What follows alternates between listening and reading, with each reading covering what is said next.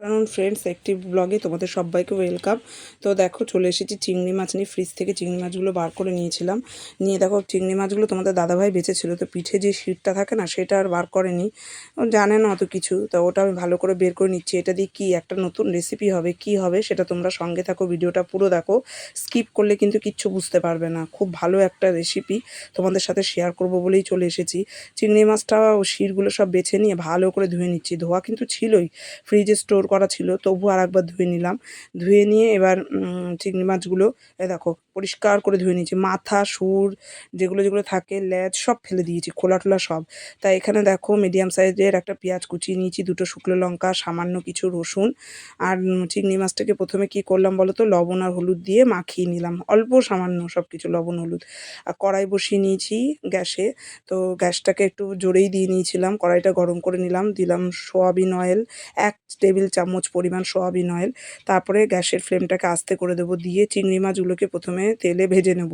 চিংড়ি মাছ কিন্তু বেশিক্ষণ ভাজবে না, একদম কড়া করে ভাজবে না, তাহলে কিন্তু এটা খেতে একদম ভালো লাগবে না।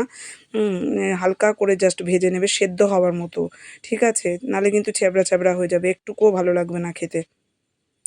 দেখেছো কীভাবে ভেজে নিলাম। এবার কড়াইটা ভালো করে ধুয়ে নিয়েছিলাম, নিয়ে আবার গ্যাসে বসিয়ে দিলাম কড়াইটাকে। বসিয়ে এবার আবার সয়াবিন অয়েল দিয়ে দিলাম, ওই 1 টেবিল চামচ পরিমাণ সয়াবিন অয়েল। তেলটাকে ভালো করে গরম করে নেব।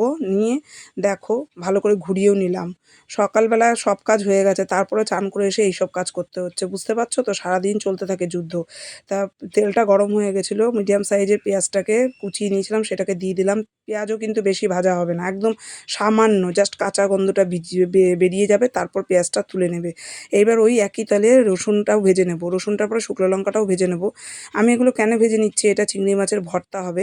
কেন ভেজে নিচ্ছি জানো? কাঁচা পেঁয়াজ দিয়ে ভর্তা মাখালে না সেই ভর্তাটা বেশিক্ষণ রাখা যায় না, কাঁচা পেঁয়াজে জল ছাড়ে, ভর্তাটা নষ্ট হয়ে যাবে। যে কারণে এগুলো ভেজে নিলে জলটা আর ছাড়বে না। আর রসুনটাও ওইভাবেই ভেজে নিলাম। আর আমার এইভাবেই আমার মনে হচ্ছে ভালো লাগবে। আমি কোনোদিনও খাইনি, যদিও প্রথম খাবো। শুকনো লঙ্কাটাকেও সে একইভাবে হালকা করে ভেজে নেব, কোনোটাই লালচে কিন্তু ভাজবে না, তাহলে কিন্তু ভর্তাটা তিতো হয়ে যাবে। তো দেখো ওইগুলো আমি ভেজে রেখে দিয়েছি ঠান্ডা হওয়ার জন্য। আর এখানে তোমাদের দাদাভাই গেছিলো বাজারে, লঙ্কা আনতে পাঠিয়েছিলাম তেনাকে। তিনি কী করেছে, লঙ্কা আনতে গিয়ে শাক পেয়েছে, ধুলোর শাক, সেটাকেও নিয়ে চলে এসছে। কারণ এই শাকটা আমরা খুব ভালো খাই, তোমরা এটাকে কী বলো আমি জানি না। এটা কিন্তু লাল শাক নয়, এটাকে আমরা ধুলোর শাক বলি। লাল শাকটা পাতাগুলো আরও মোটা মোটা হয়, ওগুলো খসখসে হয়। এই শাকটা না একদম মিহি, মানে কড়াইতে দেওয়ার পর না একদম কি সুন্দর জল বেরিয়ে সেদ্ধ হয়ে যায়, একদম মিহি টাইপের, খুব ভালো লাগে খেতে। তা শাকটাকে বেছে নিয়ে স্টোর করব, কারণ কালকে সকালেই রান্না হবে। সকালে এইসব বেছে ধুয়ে নিয়ে না আমি পারি না, টাইমের জল তো, আমি তো 30 মিনিট জল পাই। ঘুম থেকে উঠেই যে জলটা আমার প্রথম আসে, ওই জলে প্রথমে শাকটাই ধুয়ে নিই, তারপরে ঘরটা মুছে নেব, তারপরে বাসি কাজ করব। তারপর এইগুলো পুরোপুরি ঠান্ডা হয়ে গেছে শাক বাছতে বাছতে। তো 4 কাটার মিক্সি তোমাদের দেখালাম, বাটিটা, ওর মধ্যে সব নিয়ে নিলাম। নিয়ে এখন কি করব বলো তো, এগুলোকে পেস্ট করে নেবো ভালো করে। এটা গরম অবস্থায় কিন্তু পেস্ট করা যাবে না, নোড়াই হলে বাটা যাবে, কিন্তু মিক্সিতে বাটা যাবে না। পেস্টটা ভালো মতো হয়েছে, পেস্টে কিন্তু এক ফোঁটাও, যখন এটাকে পেস্ট করবে না একটুকুও জল দেবে না কিন্তু, তাহলে কিন্তু ভর্তাটা মোটেই ভালো হবে না। সামান্য লবণ দিলাম, কারণ লবণ আমি তখন কম দিয়েছিলাম, আর কাঁচা সর্ষের তেল দিয়ে নিলাম। এবার আলু ভাতে যেভাবে মাখাও ওইভাবে মাখিয়ে নাও, আর গরম ভাতের সাথে ট্রাই করো, দারুণ খেতে লাগবে, আমার মন বলছে। তোমরাও একবার ট্রাই করে দেখো, ভালো লাগলে অবশ্যই কমেন্ট করে জানিও। আর যারা যারা এখনও ফলো করেনি, দিদিকে অবশ্যই ফলো করে দিও। আর আমার সঙ্গে থেকো। তো চলো এখানেই ভিডিওটা শেষ করছি, টাটা।